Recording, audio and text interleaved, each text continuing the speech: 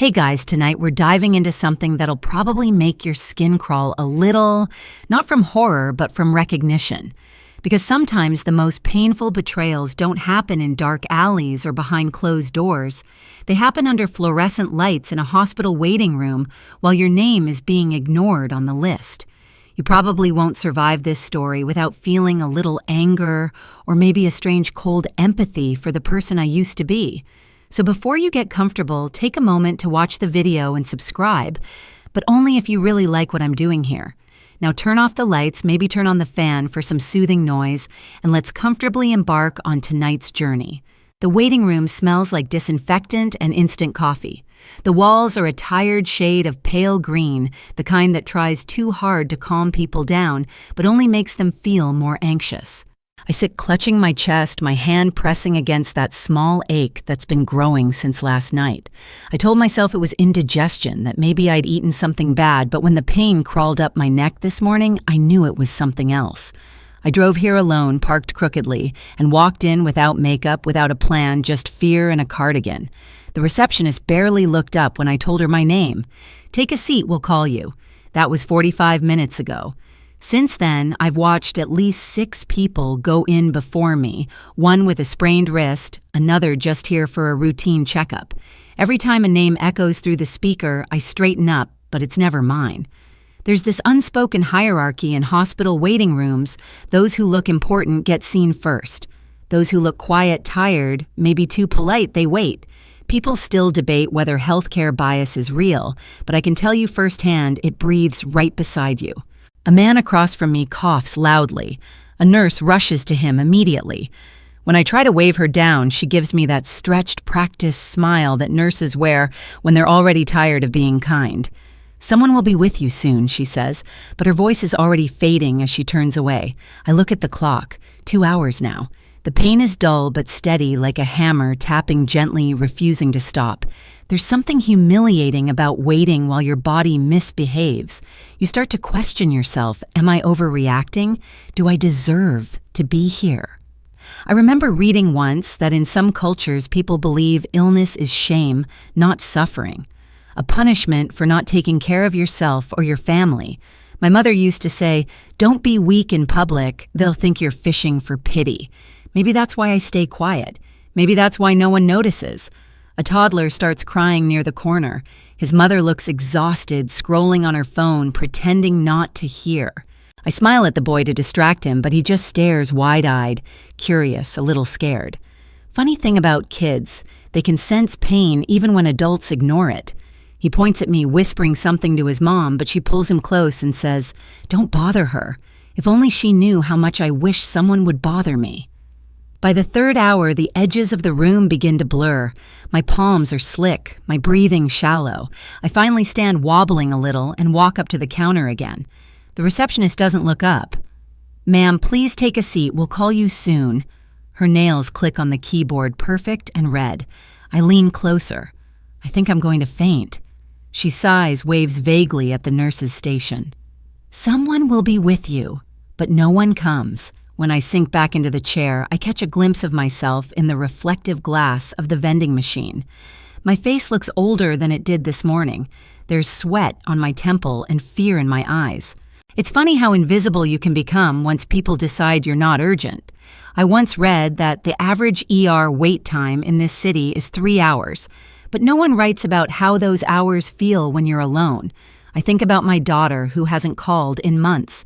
She's probably at work right now in her glass office sipping almond milk lattes and pretending she doesn't have a mother sitting in a hospital waiting room slowly fading from everyone's radar. I could call her, but I won't. Pride is an odd thing. It keeps you upright when your body wants to collapse. Then just when I start to drift off, I hear it, my name. Finally. The nurse calling it doesn't sound friendly. It's sharp, mechanical. I stand too fast, dizzy, and follow her down the hall. Her perfume smells like antiseptic and impatience. She doesn't make small talk, doesn't ask how I'm feeling, but when she looks down at my file, just a quick glance, something changes. Her face goes still for half a second as if she's seen a ghost. "Wait here." she says quickly, and disappears through a door. And that's when I realize something is wrong, not just with my body, but with whatever's inside that file. Something they didn't expect to see under my name, something they've been avoiding. The nurse doesn't come back for a while. I sit on the cold hospital bed, the paper crinkling beneath me every time I move. The room smells faintly of bleach and something metallic. I stare at the white walls that seem to close in the longer I wait. There's a sound, a faint hum of machines from the corridor, footsteps passing a door closing, but no one comes in. I start counting ceiling tiles just to distract myself. By the time I reach 60, the door finally opens. It's the same nurse, but her eyes look different now, wide, uncertain, almost guilty. "Mrs. Alvarez," she says softly, glancing at my chart again as if confirming I'm real. "We're, just getting the doctor. Please stay here." Her voice cracks slightly, and that's when I know something isn't right. She rushes out again, closing the door behind her, and I catch a whisper from the hallway, something like, "I thought this file was sealed." My stomach tightens. You know that feeling when someone says your name and you instantly know you're in trouble? That's how it feels now. Except this isn't about a missed bill or a bad decision. This feels heavier, older. People still debate whether hospitals are truly neutral places or quiet archives of family secrets. I used to think doctors only dealt with the living body, but I've learned they often end up unearthing the dead past. After what feels like another eternity, the door opens again. A man walks in, a doctor tall, maybe in his 50s, with a kind face that's trying to hide concern. His name tag says Dr. Green. He smiles politely, but his eyes flick between me and the folder in his hand, like he's not sure which one deserves his attention more. "So, Mrs. Alvarez," he begins pulling up a stool. "I understand you've been experiencing chest pain, yes?" I say quietly, for about 2 days now. He nods, jotting something down. Then he opens my file again, and I swear his pen freezes mid-air. His lips part slightly as he reads like he's seeing something that shouldn't exist. "Can I ask?" he says slowly. "When was the last time you were hospitalized?" "About 12 years ago," I reply. "My husband had just passed away. They ran a few tests then, but I never heard anything back." He hums, pretending to take it casually, but his knuckles tighten around the folder. He flips a few more pages, then suddenly stands. "I'll be right back," he says, voice low, almost trembling. Now I'm scared. Not the kind of fear you feel from pain, but the kind that crawls into your thoughts. I can hear muffled voices outside. Someone says, "Who authorized this to be reopened?" Another answers, "Her daughter must have requested it." That name, my daughter, hits me like a jolt. When the doctor returns, he's not alone. There's another woman with him, a hospital administrator by the look of her badge. Her expression is controlled but uneasy. "Mrs. Alvarez," she says gently, "we're going to do a few tests. But before that, could you tell us if anyone from your family might have recently contacted the hospital?" I shake my head. "No one. My daughter and I we're not really in touch." She nods, exchanging a glance with the doctor. "All right, please wait here." They step out again. The door closes softly, but the silence feels deafening. It's strange how time slows down when you know people are talking about you in the next room. I can almost picture them whispering over my name like it's something fragile or forbidden. My heart races not from pain this time, but from curiosity, mixed with dread. Hospitals are full of ghosts, I think. Not the kind that haunt halls, but the kind that hide inside manila folders. After what feels like an hour, the doctor returns alone. He sits down again this time, without the fake calm. "Mrs. Alvarez," he says, "I don't want to alarm you, but there's something unusual in your record. It appears an old test result, one from over a decade ago, was misfiled." I blink. "Misfiled?" He nods. "Yes. It seems to have been associated with a confidential legal matter, though I can't access all of it. It's complicated." A chill runs through me. "What kind of test?" He hesitates. "A genetic test. A DNA analysis linked to an inheritance claim." I stare at him. "Inheritance?" "Yes," he says quietly. "It lists your name and another family member's, but that's all I can tell you until the administration verifies the data." For a moment, I forget about my chest pain entirely. I think back 12 years back to the weeks after my husband's death. There had been talk about the will, about documents in storage, about certain things left undisclosed until verification. But I had no idea it was tied to my medical records. I remember signing papers at the hospital when he was sick. Could those papers have been more than consent forms, I whisper? Does my daughter know about this? He looks at me for a long second, then says, I believe she does now. When he leaves, I can't breathe properly anymore. The room feels like a trap, too bright, too silent. I keep staring at the folder on the counter, that slim stack of papers that apparently knows more about my family than I do. I remember how my husband used to call the hospital the cleanest place to hide dirty secrets. I laughed then. I'm not laughing now. Hours pass before the nurse returns. She tells me I'll need to stay overnight for observation. When she leaves, I slip off the bed and peek through the narrow glass panel on the door. Down the corridor, I see two doctors speaking with a man in a gray suit, someone who doesn't look medical at all. He's holding a briefcase. He looks like trouble.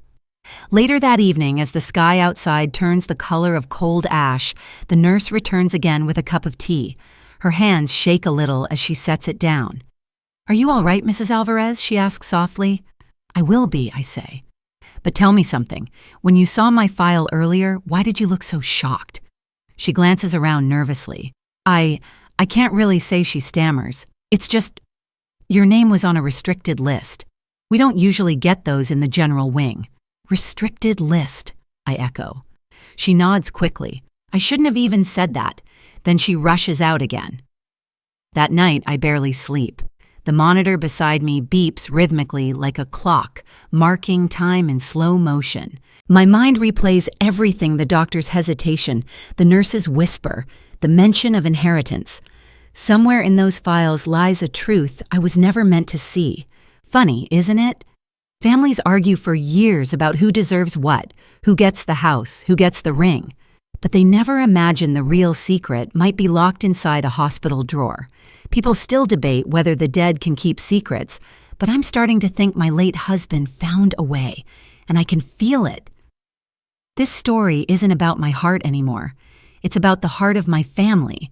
By morning, I'm surrounded by the quiet hum of hospital life, the rhythmic shuffle of nurses' shoes, the low murmur of visiting families, the smell of reheated coffee and disinfectant that never quite leaves your clothes.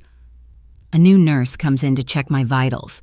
She's younger, softer in tone, but still avoids eye contact for too long. It's the kind of politeness people use when they know something you don't. She places the blood pressure cuff around my arm and says, "The doctor will be with you shortly," in that overly rehearsed voice that means she's been warned not to talk. I ask, "Is it Dr. Green?" She hesitates. "He requested to speak with you personally." That makes me sit up straighter. Whatever's inside that file, it's clearly not something routine. He walks in 5 minutes later carrying that same folder like it's a loaded weapon. His expression is heavy but professional. He closes the door behind him, lowering his voice as though the walls have ears. "Mrs. Alvarez," he begins, "thank you for your patience. I've reviewed the records in detail." And I ask, he exhales slowly, folding his hands. "What I'm about to tell you might be difficult to process. Some years ago, around 12 to 13 years, there was a private request for genetic testing connected to your late husband's estate. According to these files, someone in your family initiated it. I feel a flicker of heat rise in my chest. Someone who? He glances at the page, then meets my eyes. Your daughter. The words land like a physical blow. My daughter, who hasn't visited in nearly a year, who speaks to me through lawyers more than phone calls. The one who looked me in the eye at her father's funeral and said, "I hope you didn't hide anything from us." She must have done this behind my back, Dr. Green continues. The test results were attached to your medical profile, perhaps mistakenly or intentionally, I can't say. But the results were marked as confidential, inheritance related. It appears someone ordered them sealed after your husband's death. I stare at him. Are you telling me my husband used my medical file as a hiding place? He nods slightly. It's not unheard of. In certain cases, sensitive family documents are embedded in private medical archives for safekeeping. It's a fringe practice, but it happens particularly in estates involving contested inheritances. There's the odd fact for today. People think wills are stored in banks or safes, but apparently some are hidden inside hospital systems, shielded by patient privacy laws. I'd laugh if it didn't feel so cruelly ironic. I whisper, "So what's in it?" He clears his throat. The DNA test revealed a discrepancy. It appears that your daughter's genetic profile does not match your husband's. The air leaves the room. "What I'm afraid that's what the record shows," he says carefully. "It suggests your daughter may not be biologically related to your husband. I can't verify the authenticity of the test, but it's signed by your husband himself, witnessed by a hospital notary. I can't move." My first instinct is to deny it, to call it a mistake, a typo, some administrative confusion. But deep down, a shadow of memory surfaces, something I haven't thought about in decades. A night in my 20s, before marriage, before responsibility, when love wasn't about truth, but about survival. Dr. Green softens his voice. "This could explain why your daughter contacted the hospital recently. She may have discovered the existence of these records." I want to speak, but my throat closes. My heart monitor beeps faster, tattling on me. He raises a hand gently. "Please take a breath. I understand this is overwhelming." Overwhelming doesn't even begin to cover it. My daughter had me investigated. She opened wounds I had long sealed, and now the whole hospital knows. The humiliation burns. He continues. "Legally, if these documents resurface, it could affect her inheritance claims to your late husband's estate. But that's not for me to decide. What matters medically is your stress level, your heart, my heart." I almost laugh. "My heart's been breaking since before I got here, doctor." He looks startled by my tone, but then smiles faintly, maybe out of pity. "I understand, but please, we'll run some tests to make sure you're stable."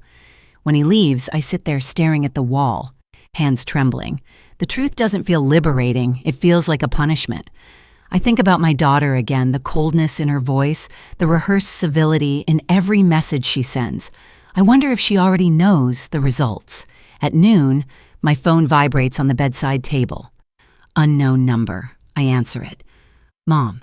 Her voice flat, hesitant, distant. "Is this you, Clara?" "Yes." A pause. "The hospital called me this morning. They said there was an issue with your file. I wanted to make sure you were..." "Okay. Okay." The most useless word in the English language. "I'm alive," I reply. She exhales, relieved but cautious. "Good. Listen, Mom. Did they tell you about..." "They did."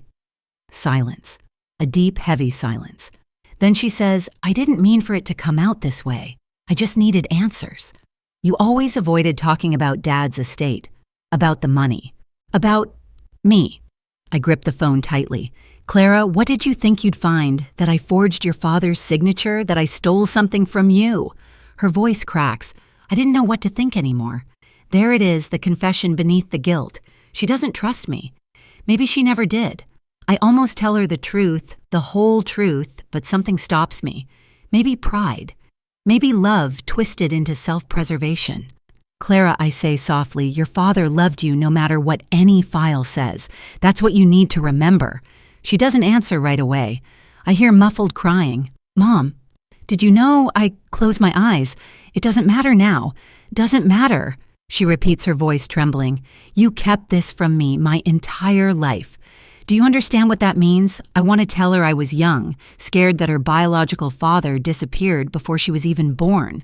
That her stepfather, the man she called Dad, never wanted her to know, because he loved her enough to raise her as his own. But how do you explain that to someone who's already built a wall around her heart?" She whispers. "I'll come tomorrow. We need to talk." The line clicks dead. I sit back, numb. Outside my window, the world continues. Ambulances, strangers. People living their lives without secrets exploding in their hands. That afternoon, Dr. Green returns with my test results. "Your heart's stable," he says gently, "but you need rest. Emotional trauma can be just as dangerous." He doesn't know how right he is.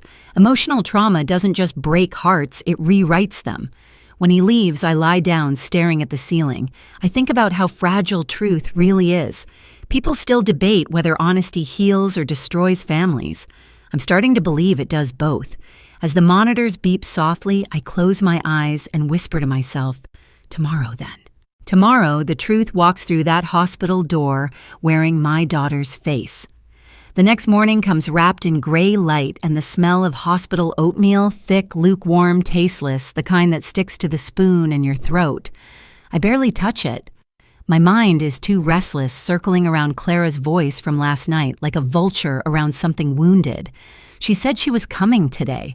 I can already imagine her walking in heels, clicking perfect posture, her expression, that careful blend of concern and judgment. That's the thing about family confrontations. They don't just happen in one moment. They've been rehearsed in your head for years. Dr. Green stops by early. He looks less tense now, but cautious, as if he's stepping around invisible cracks. "How are you feeling today?" he asks, flipping through the folder that has become the symbol of my undoing. "I've been better," I say, dryly. But then again, who hasn't? He smiles at the sarcasm, though his eyes remain serious.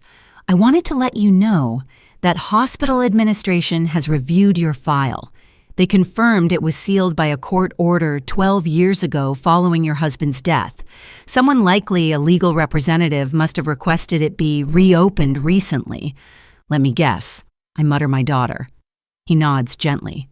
"It's possible." There was also a call logged from an external attorney's office 2 weeks ago. I let out a bitter laugh. "Of course. She never comes to see me, but she sends her lawyers." He hesitates. "Mrs. Alvarez, I need to ask, were you aware that a legal claim was attached to your husband's estate regarding disputed paternity?" I freeze. "No." He lowers his gaze. "The documentation suggests that your husband was notified of possible inconsistencies before his passing, but it seems he chose not to act on them legally. He might have wanted to protect your daughter or you." That sentence slices through me. Protect. The word feels misplaced, too kind, too human for what's happening. I whisper, "He always protected everyone but himself." Dr. Green closes the file and says softly, "I'll give you some privacy. Your daughter should be here soon." After he leaves, I sit alone in the sterile quiet. I can hear the distant rhythm of a monitor from another room, steady and calm, someone else's heart doing what mine no longer knows how to. I try to steady my breathing. My mind flickers through old memories like film reels, Clara as a child clutching a stuffed bear, my husband smiling at her in the park, his voice saying, "She's ours, that's all that matters." And yet, even back then, I always felt a sliver of guilt cutting through the love. Because somewhere deep inside, I knew the truth might one day come for her and me. The door opens. Clara stands there, framed by the light of the hallway. She looks like she belongs anywhere but here. Tailored coat, sleek hair, a handbag that probably costs more than my monthly pension. Her face softens when she sees me, but there's tension behind the smile. "Hi, Mom." "Clara," I whisper, unsure whether to reach for her or not. She walks in carefully, placing her bag on the chair. "You look tired." "I've been in a hospital, not a spa." The joke falls flat, but it's enough to make her lips twitch. For a moment, we're quiet. She looks around the room, her eyes landing on the folder at the foot of my bed. "Is that it?" "Yes." "Can I see it?" I hesitate. "You already know what's inside." "Not everything." I study her face. "What do you want to know, Clara? The facts or the truth?" She frowns. "Aren't they supposed to be the same thing?" "Not in this family," I say quietly. She sighs, sitting down. "I found out about the test last month. Dad's lawyer contacted me.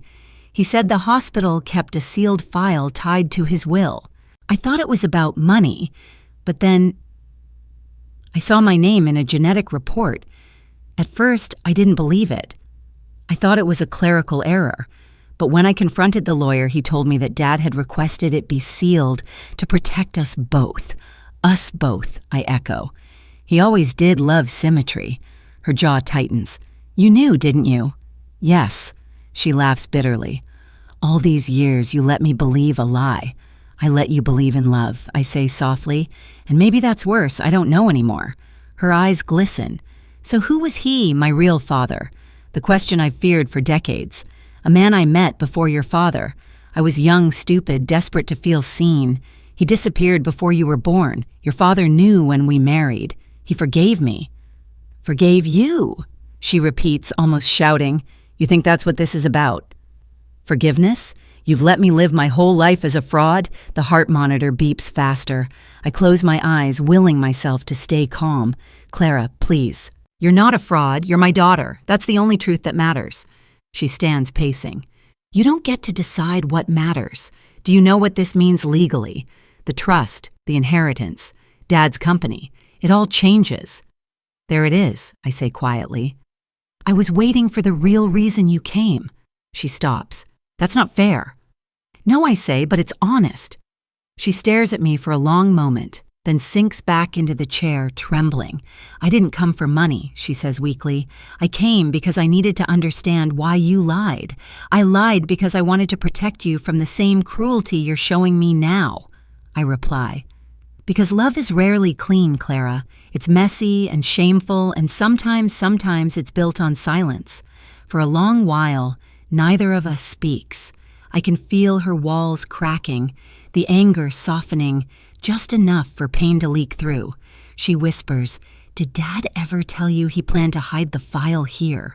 No, but I should have guessed. He trusted hospitals more than lawyers. She lets out a small, humorless laugh. Guess it worked. I only found out because the attorney's office got audited. I manage a weak smile. Life has a funny way of unsealing what we bury. There's a knock at the door. A nurse steps in holding an envelope. Mrs. Alvarez, this was just delivered to you from the records department. I take it. It's sealed with the hospital's crest. My name is handwritten on the front. Inside a single sheet of paper, an official memorandum, authorization for release of restricted file, witnessed by Dr. Green to be opened in presence of immediate family. Clara leans forward. Open it. I unfold the document. It's not another DNA report. It's a note in my husband's handwriting. My breath catches. If you're reading this, it begins, then the truth has found its way to you. Clara, you were always my daughter. The blood test doesn't change that. I chose to seal the record so you'd never question your worth. And to my wife, thank you for loving me even through my silence. Tears blur my vision. Clara takes the letter, her hands trembling as she reads. When she finishes, she just sits there silent, pale, broken in the most human way possible. Finally, she whispers, He knew. He always knew.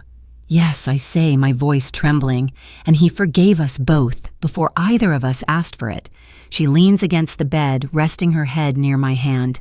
I stroke her hair gently, feeling the years of distance melt away, if only slightly. Mom, she murmurs, what do we do now? I look toward the window where morning light spills through like forgiveness itself. We start again, I say, not as heirs or victims, but as people who finally told the truth.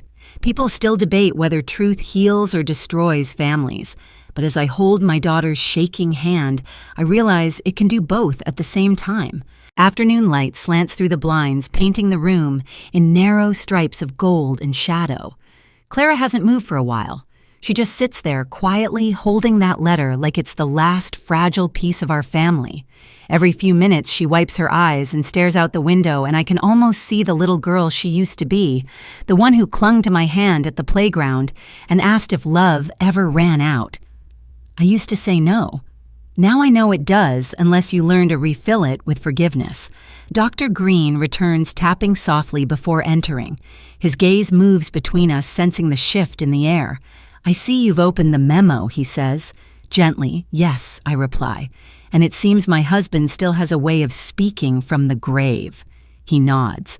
That happens more often than people think. Families spend years fighting over estates only to realize the truth isn't worth the price. Did the letter bring you both some clarity? Clara looks up. It did, but it also raised more questions. Dr. Green smiles faintly. That's life's favorite pattern answers wrapped in new questions. Then his tone shifts. There's something else I need to tell you both. The administration discovered a missing section of your file likely misplaced when the case was sealed. It's in the archive room downstairs. With your permission, I'd like to retrieve it now. I nod, and Clara insists on going with him. I stay behind, listening to the muffled rhythm of hospital life outside the door. Carts squeaking, phones ringing, that constant hum of urgency that makes you forget your own heartbeat. When they return, Dr. Green is holding a small, thin folder separate from the main one. This was attached to the original documents, he explains. It's a financial statement dated a week before your husband passed. Clara frowns. A financial statement? He opens it carefully, then passes it to her. It lists a trust fund under your mother's name, but with an unusual clause upon verification of DNA records, the trust would transfer automatically to you. I blink. He left something in my name for her. Dr. Green nods. It seems he wanted to ensure that no matter what legal complications arose, she would still inherit. It was his way of making sure love outran the law. Clara stares at the document, then at me. Her lips tremble. So, all this time, he already planned for it. Yes, I say softly. He wasn't punishing either of us. He was protecting us. It's strange how money and love can twist into such complicated knots. People still debate whether inheritance brings families together or tears them apart. I used to think it was about greed, but maybe it's just about recognition, wanting proof that you mattered enough to be remembered. Dr. Green clears his throat. I'll make a copy of this for the records. In the meantime, I'd advise you both to contact your attorney. These kinds of clauses can be delicate to handle. When he leaves, Clara sinks into the chair again. Mom, she whispers, I can't believe I accused you of hiding something. You had every reason to, I reply.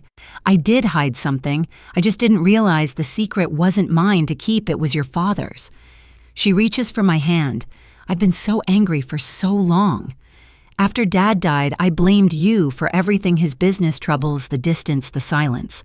But now I see you were just trying to survive. A laugh slips out of me, half sob, half relief. Survival is underrated. You don't realize how much of it is just pretending you're fine until you actually are. We both sit in silence, listening to the faint buzz of the lights overhead. I can almost hear the sound of our relationship rebuilding itself slowly, quietly, like someone sweeping broken glass into a neat little pile. Later that evening, the nurse comes in with our dinner trays. She smiles knowingly, perhaps the only witness to our unspoken reconciliation. You two look better, she says, setting down the food. Hospital food always tastes sweeter after the tears.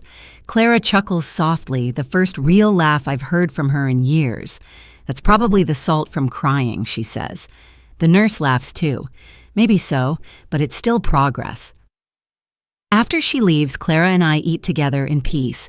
Between spoonfuls of soup, she asks about her father, his last days, what he said, what he didn't. I tell her about the small moments, how he'd hum while shaving, how he kissed my forehead before every chemo session, how he once whispered, "Don't let truth make you bitter, let it make you brave." She listens, eyes glistening, her spoon forgotten. When I finish, she whispers, I wish I'd known him better. You still, can I say, tapping the letter. He left his love in words. Read them whenever you forget who you are. Night falls quietly.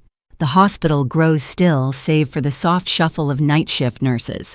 I close my eyes, letting the beeping monitor lull me. Somewhere in the corridor, I hear Clara talking to someone on the phone, probably her lawyer, explaining what happened. Her tone is steady but gentle now.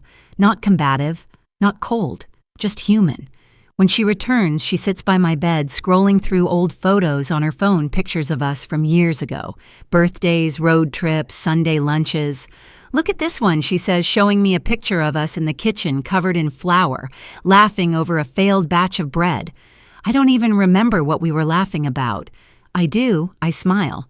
You dropped the dough on the floor and said, God will forgive me if it still tastes good. She laughs again, wiping a tear. I guess he did. We keep flipping through the photos until my eyes grow heavy. The past looks softer on a screen, like time itself forgave us a little.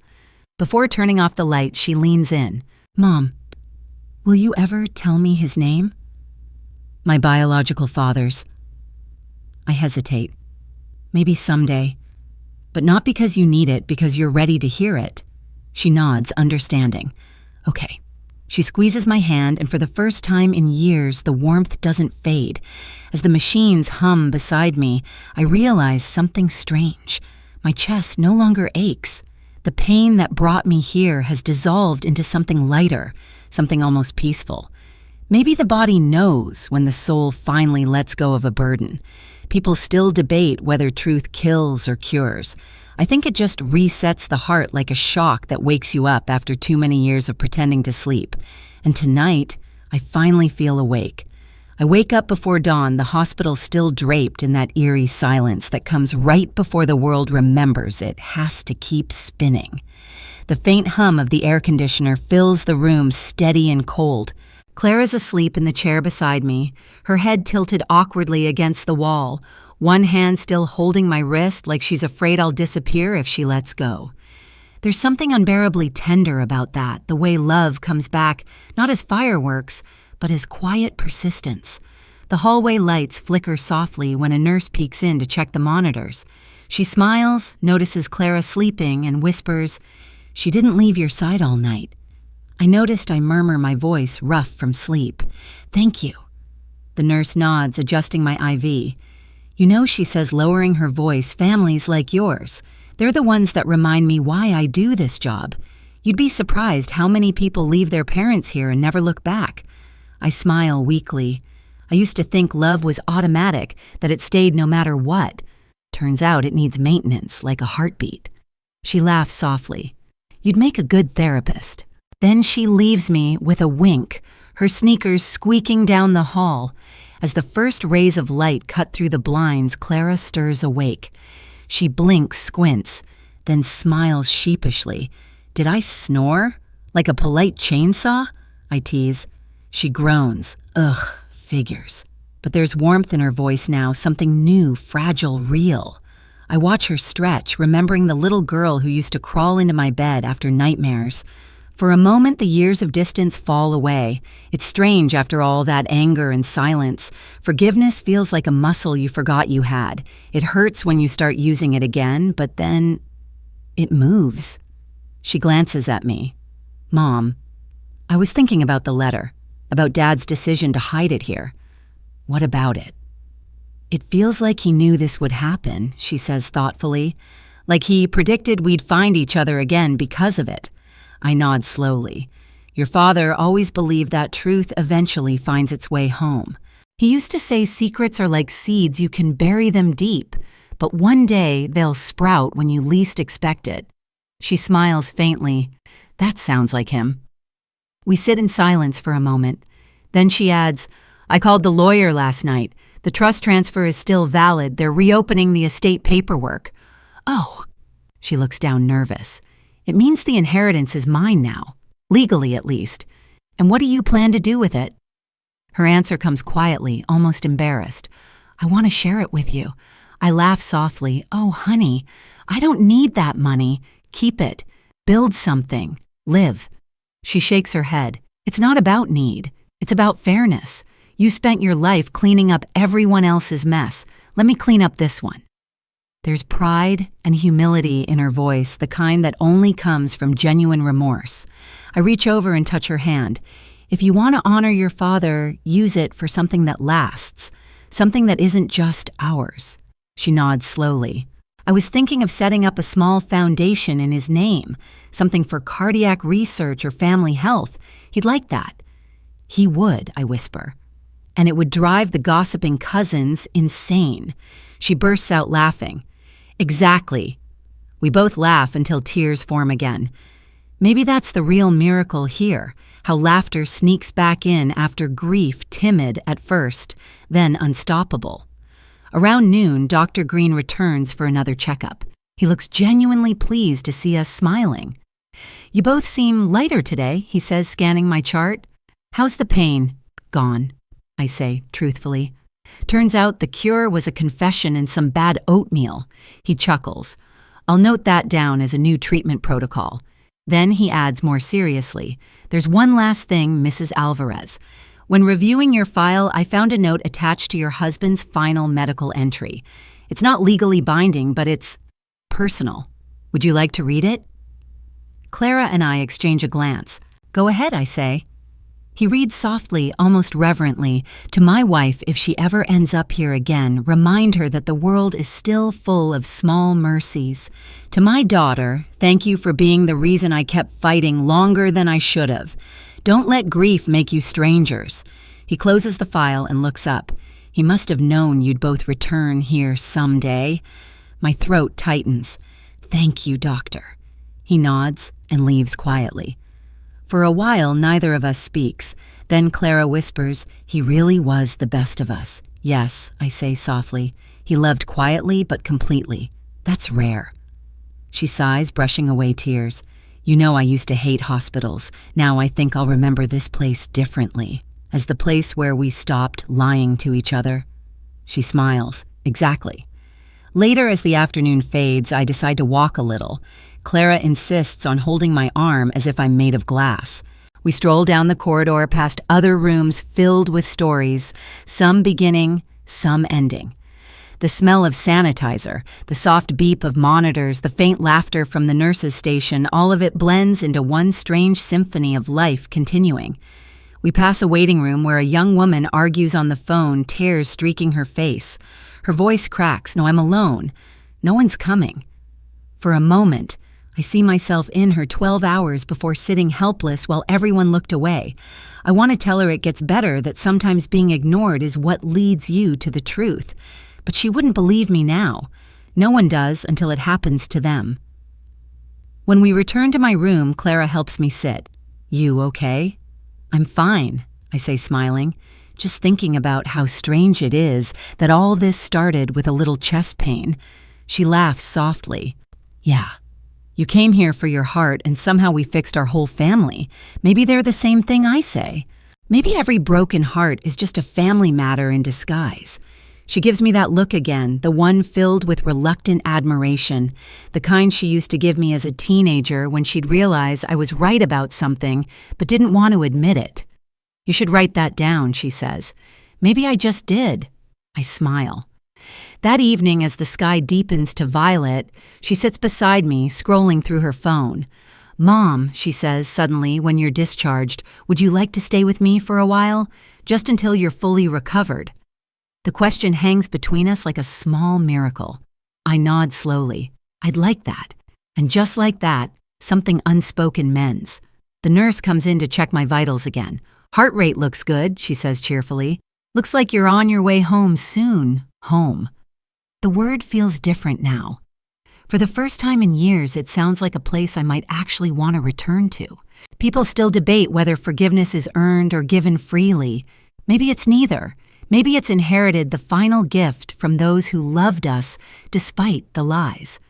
As the hospital lights dim for the night, Clara reaches over, laces her fingers through mine, and whispers, "Good night, Mom."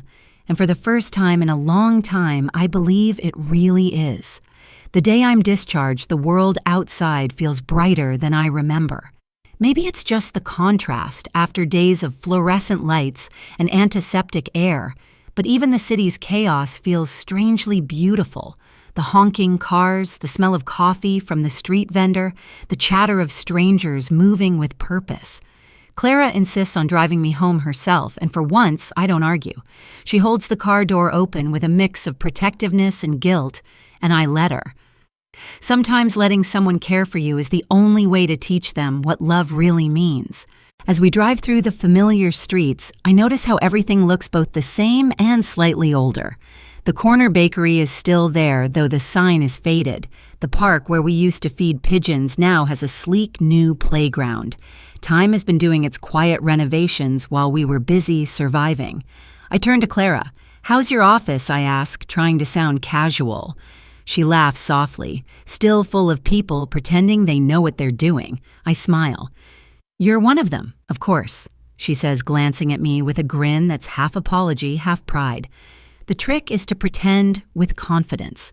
It feels good to joke again. It's like testing a healed bone you press gently, half expecting pain, and when it doesn't come, you realize you've grown stronger. When we reach her apartment, I'm stunned. It's not the cold, minimalist space I imagined. There are photos on the shelves, some of her travels, others of me and her father. The sight of those old pictures makes my throat tighten. "You kept these?" I ask. "Of course I did," she says, helping me inside. "I was angry, Mom, not heartless." That line hits harder than I expect.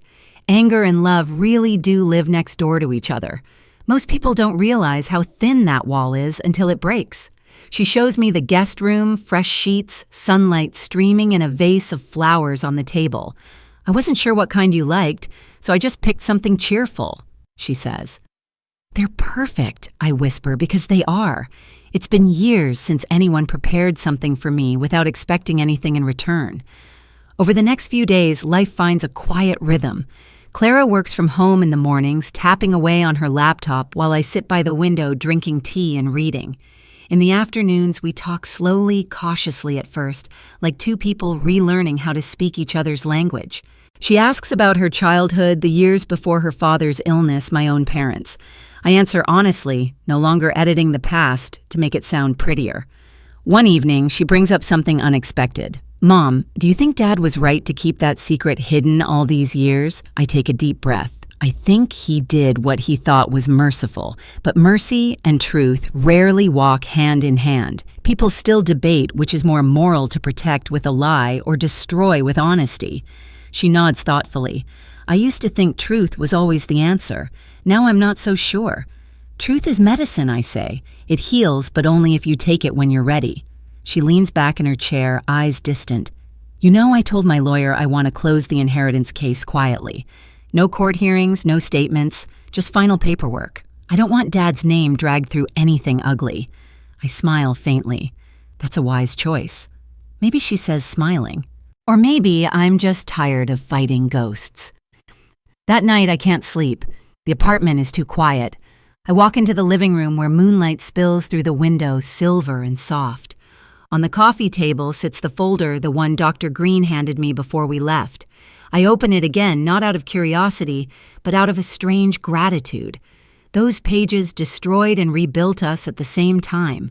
Funny how paper can hold that kind of power. As I flip through it, I notice something I hadn't before: a small note slipped between the pages, written in my husband's hand, but not addressed to anyone. To whoever finds this, remember, family isn't defined by blood, but by who stays when the truth hurts. I trace the words with my finger, and for the first time in years, I feel at peace with his silence. He didn't just keep a secret, he built a bridge that took a decade to cross. In the morning, Clara finds me still awake, sipping tea. "Couldn't sleep?" she asks. "I was talking to your father," I say with a small smile. She chuckles, still bossing him around from beyond the grave always. She sits beside me, then says, "You know, Mom, I've been thinking about selling Dad's old property, the one in the countryside. But before I do, maybe we should visit it one last time. For closure." I hesitate, the memories flooding back. That house holds everything: our beginnings, our fights, our laughter, his final breath. But maybe she's right. "Let's go," I say. It's time. We drive out the following weekend. The road curves through fields that look exactly as they did 20 years ago, tall grass, swaying sunlight scattered like confetti on the hills. When the house finally comes into view, my heart squeezes. The paint is chipped, the porch sags, but it still feels sacred.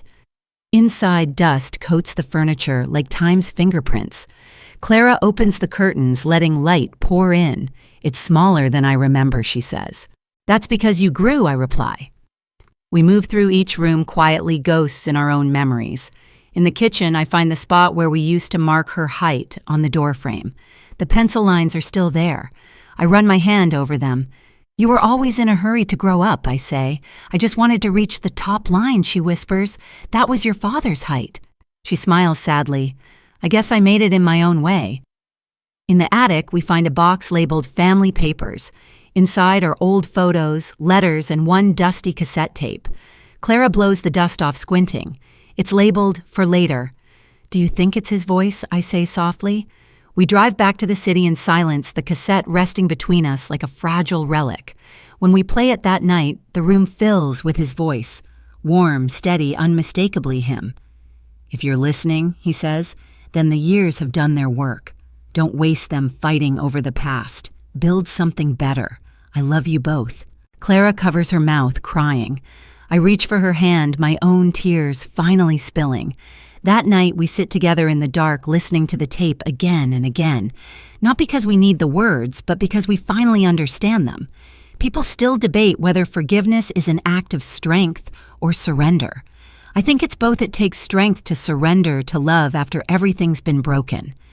As the recording ends, Clara whispers, "Mom, I think we're finally free. I nod my voice barely a breath. Yes, sweetheart. Finally. The drive back from the countryside feels like the final chapter of a book that had been written in invisible ink for years. Clara and I don't talk much. There's nothing left to explain, only the rhythm of shared silence that feels strangely comforting. The old cassette still rests in the cup holder between us like a fragile peace treaty. Every now and then she glances at it as though afraid it might vanish if she blinks. I reach over and give her hand a small squeeze. She squeezes back without a word. That's all the language we need for now. When we reach the city, the late afternoon sun stretches shadows across the buildings. We stop at a light and I notice something odd right across from us is the hospital. The same sterile building where this entire story began. I can see the waiting room window from here, the spot where I sat alone just days ago, invisible to everyone. My chest tightens, not from pain, but from the memory of being forgotten. Clara notices where I'm looking. "You okay, Mom?" she asks gently. I nod. Yes. I just realized that place didn't break me. It introduced me to the truth. She smiles faintly. Sometimes we have to get ignored before the world starts paying attention. Or maybe I say we have to stop ignoring ourselves first. The light turns green, and the moment passes like a soft exhale. Over the next few weeks, life slips into a new kind of normal. Clara finalized the legal paperwork closing her father's estate with a calm that surprises me. She even donates part of the inheritance to the hospital's cardiac unit in his name. Poetic justice, she calls it. They ignored you once, now they'll save lives because of you. We both laugh at that, but there's a quiet truth behind the humor. Life has a strange sense of symmetry. It rearranges your pain into purpose when you least expect it. I start spending my mornings at the park near her apartment feeding the pigeons like I used to with her father. The air smells of freshly cut grass, and the benches are filled with people living small, ordinary stories. An elderly man reading the paper, a mother scolding her child gently, two teenagers laughing over shared headphones. Watching them feels like therapy. Families, I realize, are fragile ecosystems. They can crumble in silence and rebuild in whispers. One morning, as I toss crumbs to the pigeons, an older woman sits beside me. She's dressed neatly, her silver hair tied in a scarf. She looks at me and smiles. "You come here often." "Every day," I reply. "Habit, I suppose." She nods knowingly. Habit keeps us alive sometimes. We sit in silence for a while before she says, "I'm waiting for my son. He's a lawyer. Says he's too busy to visit, but I come here anyway, just in case he remembers what time feels like." I smile softly. "He will. One day." She chuckles. "You sound sure." "I wasn't," I say, "until my daughter remembered too." Her eyes glisten. "Then maybe there's hope for me." "There always is," I whisper. But it usually starts with forgiveness. She pats my hand, and for a moment I feel like I'm passing on some invisible inheritance of my own. Not money, not secrets, but wisdom, earned the hard way. When I return home, Clara is on the phone pacing the living room. Yes, she says I want to set up the foundation paperwork this month. The Alvarez Fund for Family Cardiac Research. Yes, that's the name. I pause in the doorway, pride blooming quietly in my chest. She catches my eye and grins. "You like it?" "I love it," I say. "Your father would too." That evening, we celebrate not with champagne or grand speeches, but with takeout sushi and laughter. Clara raises her glass of sparkling water and says, "To Dad, for teaching us that love can survive silence." I clink my glass gently against hers, and to you for breaking the silence. We eat, we laugh, and for once the apartment doesn't echo with regret. It feels full, alive. Later, as she cleans up my phone buzzes, a message from an unknown number. "This is Dr. Green. Just wanted to let you know that your test results from the hospital are officially clear. Heart strong, blood pressure steady. Congratulations, Mrs. Alvarez." I smile at the screen. For the first time in a long time, both my heart and my life are officially declared stable. I text back, "Thank you, doctor. You fixed more than you know." When I put the phone down, I notice Clara watching me. "Good news?" she asks. "The best kind," I say. "I get to keep annoying you for a while longer." She laughs, rolling her eyes. "Good. I'm not done making up for the last few years. Neither am I say softly. That night, as I lie in bed, I think about the chain of events that brought us here, the waiting room, the nurse's strange look, the sealed file, the truth that refused to stay buried.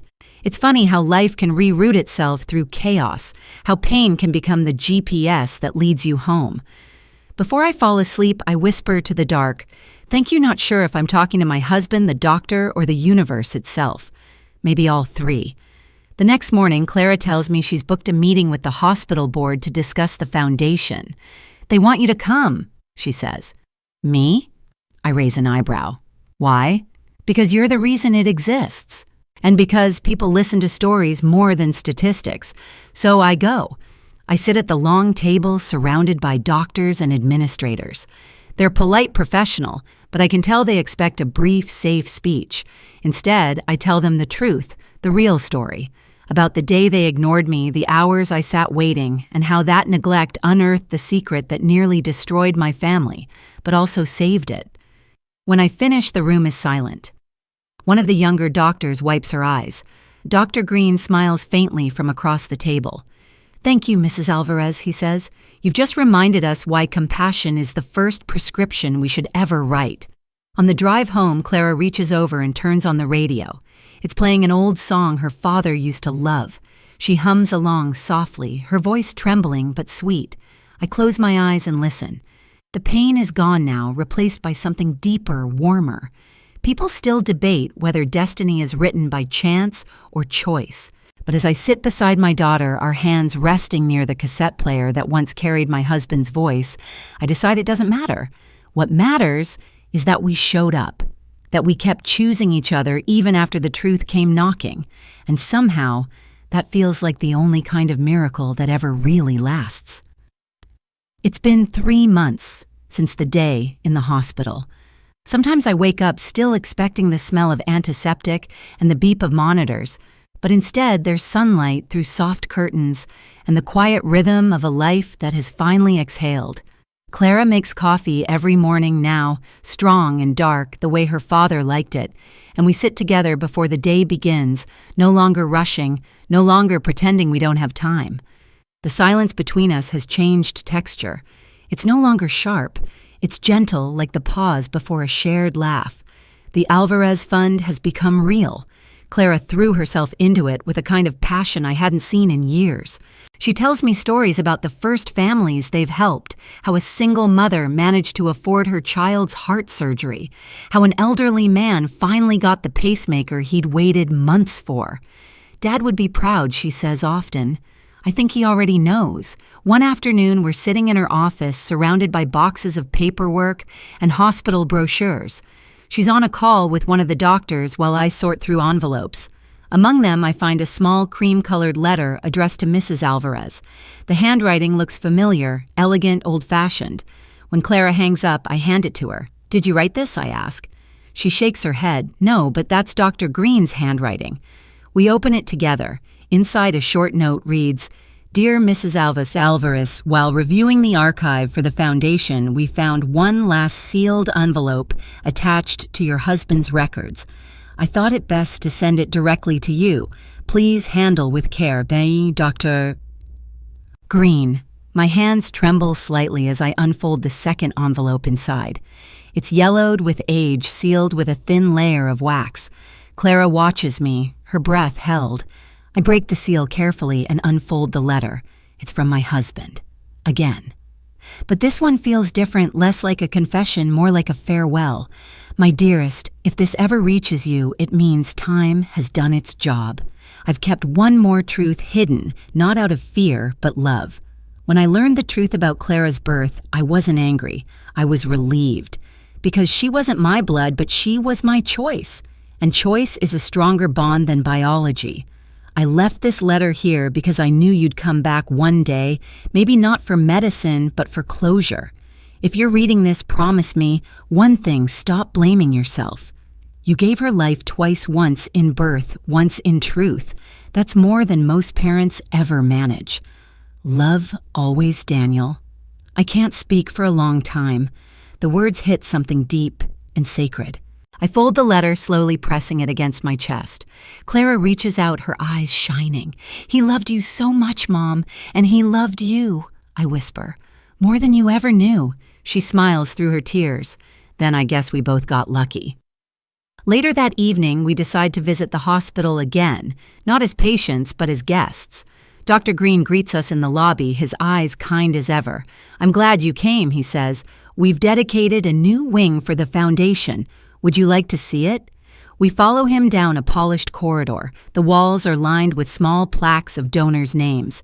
At the end of the hall, there's one larger plaque engraved in gold letters, the Daniel and Maria Alvarez Cardiac Wing.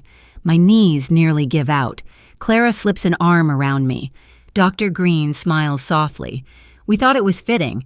After all, your story reminded us that medicine doesn't just heal bodies, it repairs what time and silence break." I touch the plaque. The letters feel cool beneath my fingers. "Thank you," I whisper. We walk inside. The ward smells of fresh paint and hope. Nurses bustle between rooms, patients smile weakly from their beds. In one room, a young girl sits up eating ice cream, her parents holding hands beside her. I watch them, quietly remembering Clara as a little girl in this same position, hopeful, fragile, alive. When we step outside, the sun is setting, bathing the hospital in gold. Clara looks at me and says, "You know, Mom, I think Dad would have liked this ending." I laugh softly. "He'd say it's too sentimental." "He'd still cry," she teases. "Probably," I admit. On the drive home, the radio plays an old song from our wedding. Clara reaches over and turns it up. I close my eyes, letting the melody wrap around me. Every note feels like a heartbeat echoing across time. For once, I don't try to hold back the tears.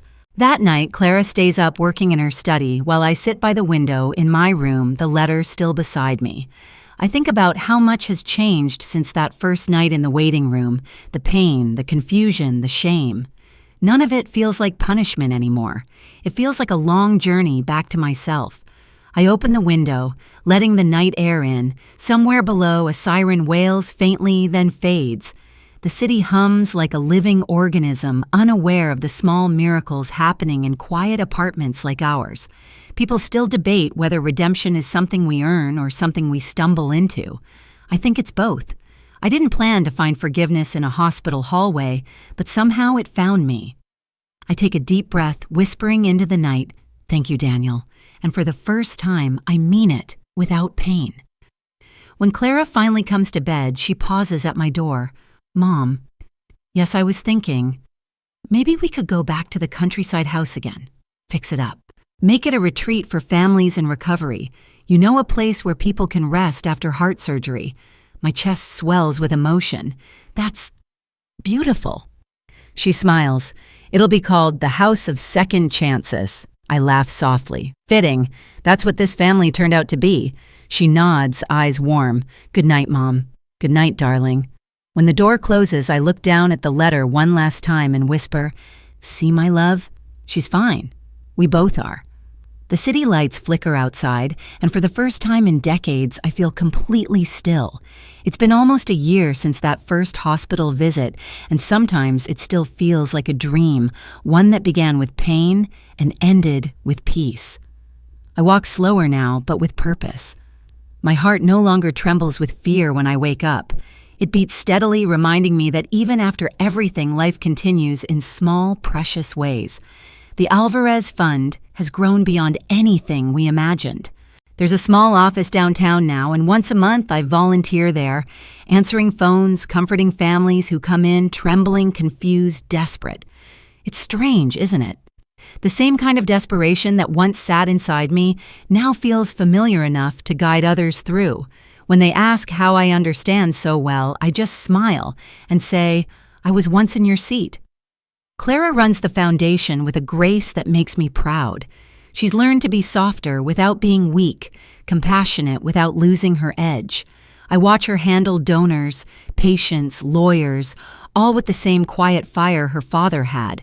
Sometimes when she's deep in thought, I see Daniel in her posture, in the way she bites her lip before speaking. He lives in her gestures, in her courage. And maybe that's what love really is, not the end of grief, but the continuation of someone in another form. Today, we're at the countryside house again, the one she renamed the House of Second Chances. The paint is new, the garden revived. Children play near the fence while their parents rest on the porch, hearts healing in more ways than one. There's laughter here now, bright, unashamed, unbroken. I sit on the old swing Daniel built decades ago, the wood creaking softly beneath me, and watch Clara greet a family arriving with a basket of flowers. She waves at me. I wave back. Later, as the sun dips low, she joins me on the swing. They said they named their baby Daniel, she tells me, smiling. He was born during one of the foundation's first charity events. They said it felt like good luck. I laugh, tears gathering in my eyes. Then your father's still working his magic. We sit quietly, the evening wind brushing against our faces. I close my eyes and listen the sound of birds, children's laughter, the rustling of trees. Everything feels lighter, freer. There was a time I thought this kind of peace was impossible. But life has a way of humbling us, of breaking us just enough to let the light in through the cracks, Mom, Clara says softly. I've been meaning to ask you something. She hesitates, then says, Do you ever regret telling me the truth? I open my eyes and look at her. The daughter I almost lost, the woman I found again. No, I say. Regret belongs to lies. Truth may hurt, but it breathes. She exhales, smiling faintly. I needed to hear that. I reach for her hand. You know, your father used to say that families are like orchestras. Sometimes the instruments go out of tune. But if you keep listening long enough, you'll find the melody again. She squeezes my hand gently. Then I guess we found ours. The sky turns orange and gold, then deepens into purple. The world looks painted by forgiveness itself. I can almost feel Daniel here, his laughter, his calm, his quiet faith that we'd figure it out somehow. As darkness settles, Clara stands. I'll make us some tea, she says. Don't go anywhere. I wouldn't dare. I smile. When she disappears inside, I pull the old cassette player from my bag, the one with Daniel's voice. I press play. His words crackle softly through the speaker, familiar and comforting. Don't waste your time in bitterness. Life is shorter than you think, and love is longer than it looks. I close my eyes and let the sound wash over me. For a moment, the years fold in on themselves, the hospital, the arguments, the secrets, the tears. They all dissolve into this one quiet instant where everything is forgiven. People still debate whether love can survive death. I think it does, just not in the way we expect. It lingers in the ones left behind, reshaping their hearts into something stronger. When Clara returns with the tea, she finds me smiling. What are you listening to? She asks. Your father, I say softly. He still gives good advice. She sits beside me, resting her head on my shoulder. We sip our tea in silence, watching the last light fade from the sky. The cicadas start their nightly song, the kind that fills the air with nostalgia. Mom, she whispers, thank you for waiting for me to come back. I look at her, my throat tight. You didn't come back, Clara. You came home. She smiles, and for the first time since Daniel's death, I feel whole. Completely, wonderfully whole. When we finally stand to head inside, I look back at the house, our house, and whisper one last thought to the night. You were right, my love. The truth didn't destroy us. It saved us. And maybe that's the real heart of this story. Not that they ignored me at the hospital, but that the universe used that moment of neglect to push me toward the truth I'd been avoiding all my life. Sometimes being unseen is what leads you to see everything. Now, as I prepare for bed, I sit down to record this story for all of you watching tonight. Because someone out there needs to hear it, not from a doctor, not from a book, but from another soul who survived it. Hey guys, if you've stayed until the end, thank you. Thank you for walking through this with me. Life isn't made of perfect families. It's made of imperfect people trying to love each other anyway. If this story touched you, if it reminded you of someone you miss, someone you're still angry at, or someone you've finally forgiven, reach out to them.